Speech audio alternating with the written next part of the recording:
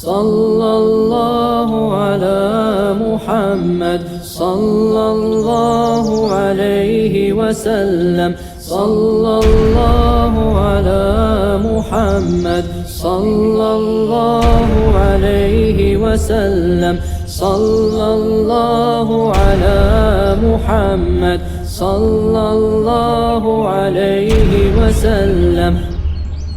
بسم اللہ الرحمن الرحیم۔ قصیدہ بردہ شریف کے شعر نمبر 48 میں خوش آمدید۔ اس شعر کے اندر بھی شاعر رحمہ اللہ تعالی نبی کریم صلی اللہ علیہ وسلم کی تعریف اور حمد بیان کر رہے ہیں۔ اب سب سے پہلے شعر دیکھ لیں۔ اعی الورا فہم معناہ فلیس یرا للقرب والبعد فیہ غیر منفہم۔ میں نے آپ کے سامنے شعر پڑھ دیا ہے، اس کا ترجمہ دیکھ لیں۔ رسول اللہ صلی اللہ علیہ وسلم کے کمالات کو سمجھنے نے ساری مخلوق کو عاجز کر دیا۔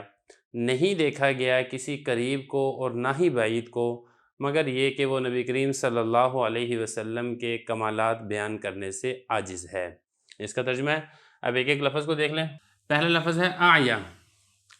دیکھیے جو اعیا ہے اس کا مطلب ہوتا ہے عاجز کرنا، اور دوسرا لفظ ہے ورا۔ ورا کہتے ہیں مخلوق کو، یعنی مخلوق کو عاجز کر دیا۔ کس نے عاجز کر دیا؟ فہم کہتے ہیں سمجھنے کو، معنی اس کا مطلب معنی جو لفظ کا جیسے معنی ہوتا ہے نا اس طریقے سے، ان کے معنی کو سمجھنے نے عاجز کر دیا مخلوق کو۔ لیس اس کا مطلب ہوتا ہے نہیں، یرا دیکھا جانا، نہیں دیکھا گیا، للقربی کسی قریبی کو، والبعدی اور کسی دور والے کو، فیہ اس بارے میں، غیر مگر یہ کہ منفہمی کہ وہ خاموش ہے، اس کو چپ کروا دیا گیا ہے، وہ بول نہیں سکتا ہے۔ تو یہ اس کا لفظی ترجمہ آپ کے سامنے آ گیا ہے۔ اب چلتے ہیں اس کی تشریح کی طرف۔ تو دیکھیں اس میں شاعر رحمہ اللہ تعالی نبی کریم صلی اللہ علیہ وسلم کا ایک خوبی بیان فرما رہے ہیں کہ نبی کریم صلی اللہ علیہ وسلم کے کمالات اتنے زیادہ ہیں کہ مخلوق ان کو صحیح طریقے سے سمجھ ہی نہیں سکی۔ پہلے ظاہر بات ہے جب بھی آپ کوئی بات بیان کرنے لگتے ہیں تو آپ تبھی بیان کر سکتے ہیں نا جب آپ کو والی بات صحیح طریقے سے سمجھ آئے۔ تو مخلوق کا ادراک اتنا قوی اور طاقتور نہیں ہے کہ نبی کریم صلی اللہ علیہ وسلم کے تمام تر کمالات کو صحیح طریقے سے سمجھ سکے۔ اور اگلے جو مصرع ہے اس میں فرمایا کہ کوئی قریبی اور کوئی بعیدی جو بھی ہے وہ نبی کریم صلی اللہ علیہ وسلم کے کمالات بیان کرنے سے عاجز ہے۔ قریبی اور بعیدی سے کیا مراد ہے؟ دیکھیں اس کے مختلف معنی بیان کیے گئے ہیں۔ ایک اس کا معنی یہ بیان کیا گیا ہے کہ قریبی اور بعیدی دور والے سے مراد یہ ہے، قریب والے سے مراد یہ ہے کہ نبی کریم صلی اللہ علیہ وسلم کے زمانے کے قریب والے، اور اسی طریقے سے دور والے سے مراد یہ ہے کہ جو بعد میں زمانے میں لوگ آئے ہیں۔ یا اسی طریقے سے اس کا ایک مطلب یہ بھی بیان کیا گیا ہے کہ قریبی سے مراد ہے صحابہ کرام اور بعیدی سے مراد ہے صحابہ کرام کے بعد والے لوگ۔ تو خلاصہ اس کا یہ ہے کہ چاہے کوئی شخص نبی کریم صلی اللہ علیہ وسلم کے زمانے کے قریب میں ہو، چاہے کوئی شخص نبی کریم صلی اللہ علیہ وسلم کے زمانے سے دور میں ہو، جیسے کہ ہم لوگ 1400 سال دور ہیں، تو نبی کریم صلی اللہ علیہ وسلم کے جیسے کمالات ہیں، اللہ تعالیٰ نے ان کو جیسی عظمت شان عطا کی ہے، ہم اس کو صحیح طریقے سے بیان نہیں کر سکتے۔ ہم اس کو صحیح طریقے سے اگر بیان کرنے لگیں تو ایسا ہی ہوگا جیسا کہ گونگا ہوتا ہے۔ اب گونگے کو آپ نے دیکھا ہوگا وہ صحیح طریقے سے بول نہیں سکتا، بس وہ گونگا گونگا اسی طریقے سے کر رہا ہوتا ہے۔ تو اسی طرح جو ہم نبی کریم صلی اللہ علیہ وسلم کی تعریف بیان کرتے ہیں، اگر حضور کی عظمت شان کو دیکھی جائے تو ہماری تعریف بہت چھوٹے سے چھوٹا درجہ رکھتی ہے۔ لیکن بہرحال جتنی ہمیں توفیق ملے، ہمیں آپ صلی اللہ علیہ وسلم کے کمالات کو اور آپ صلی اللہ علیہ وسلم کی عظمت شان کو یہ بیان کرتے رہنا چاہیے۔ شعر نمبر 49 کے اندر حضرت ناظم رحمہ اللہ تعالیٰ نے نبی کریم صلی اللہ علیہ وسلم کو سورج کے ساتھ تشبیہ دی ہے۔ آپ سب سے پہلے شعر دیکھ لیں، پھر ترجمہ کرتے ہیں اور آخر میں اس کی تشریح کرتے ہیں۔ كالشمس تظهر للعينين من بعد صغيرة وتكل الطرف من أمامي۔ میں نے آپ کے سامنے شعر پڑھ دیا، اس کا ترجمہ دیکھ لیں۔ رسول اللہ صلی اللہ علیہ وسلم سورج کی طرح ہے جو آنکھوں کو دور سے چھوٹا لگتا ہے، حالانکہ وہ دنیا سے کئی گنا بڑا ہے، اور آنکھیں سورج کے مقابلے میں عاجز ہو جاتی ہیں۔ اب ایک ایک لفظ کا ترجمہ دیکھ لیں۔ یہ کاف جو ہے نا یہ تشبیہ دینے کے لیے آتا ہے، یعنی اس کے ذریعے سے نبی کریم صلی اللہ علیہ وسلم کو سورج کے ساتھ تشبیہ دی جا رہی ہے۔ اور اس کے بعد آپ آگے دیکھیں، تظہارو اس کا مطلب ہوتا ہے ظاہر ہونا، عینین یہ کہتے ہیں دونوں آنکھوں کو، اور من اس کا مطلب ہوتا ہے سے، بعد کہتے ہیں دور سے، یہ دور ہو گیا، صغیرہ یہ کہتے ہیں چھوٹا، اور تکلو کا مطلب ہوتا ہے تھکا دینا، اور الطرفہ کا مطلب ہوتا ہے پلکوں کا جھپکنا، مطلب یہاں سے آنکھ ہے۔ من اممی، امم اس کا مطلب ہوتا ہے قصد کرنا، ارادہ کرنا۔ اب اس شعر کا مطلب کیا ہے؟ دیکھیں اس سے پہلے جو شعر ہے اس شعر کے اندر ذکر کیا گیا تھا کہ جو مخلوق ہے وہ رسول اللہ صلی اللہ علیہ وسلم کے کمالات اور ان کی حقیقت کو سمجھنے سے عاجز ہے۔ وجہ یہاں پر یہ ذکر کی گئی ہے کہ نبی کریم صلی اللہ علیہ وسلم کو سورج کے ساتھ تشبیہ دی گئی ہے۔